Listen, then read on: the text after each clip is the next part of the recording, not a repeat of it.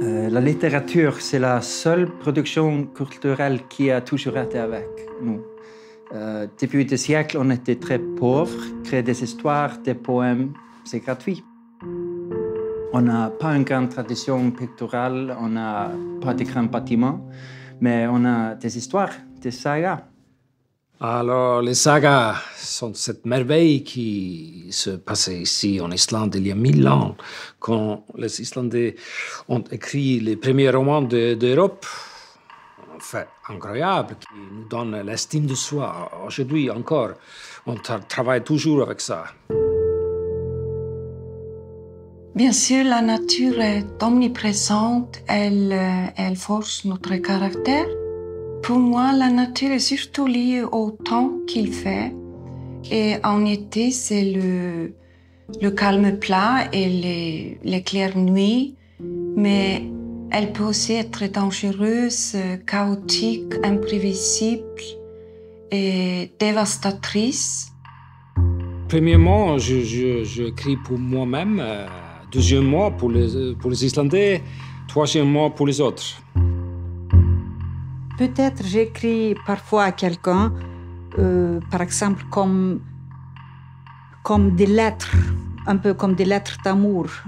Parfois on écrit à quelqu'un qui est mort, aussi à des auteurs morts.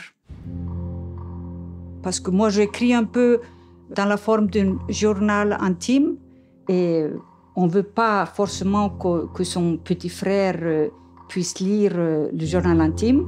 Donc, on écrit d'une manière bizarre, un peu, oui.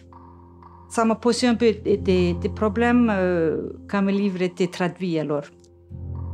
Je sais qu'environ 20% de mon texte sera perdu dans la traduction. C'est à cause de cela que j'essaie toujours de faire un très bon texte, parce que le texte doit être bon à 120%. Oui, ce que j'aime le plus dans le processus d'écriture, c'est le commencement. J'aime pas du tout finir les livres. Il y a un recueil de poésie que chaque année, j'essaie de le sortir. Et maintenant, ça fait 12 ans. Et elle compte 400 pages. Je peux dire qu'ici en Islande, on n'a jamais été si religieux. Je pense qu'on croit plutôt à la littérature qu'à Dieu ici. Pour nous, les sagas sont presque comme la Sainte Bible. Les personnages des sagas sont nos saints, même s'ils ne sont pas des saints. Ou plutôt parce qu'ils ne sont pas des saints.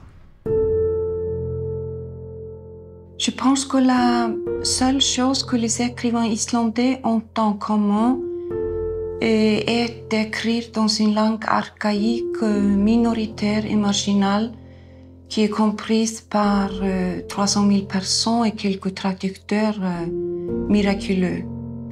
Et néanmoins, je considère cette langue qui est mon outil de travail et qui pourrait bien être en voie de disparition, tout comme nos glaciers, comme ma vraie patrie. Ça fait vraiment partie de notre identité. Et pour moi, si cette langue disparaît, si on ne fait plus la littérature islandaise, pour moi, on n'est plus des Islandais, quoi. C'est vraiment le cœur de cette nation, pour moi.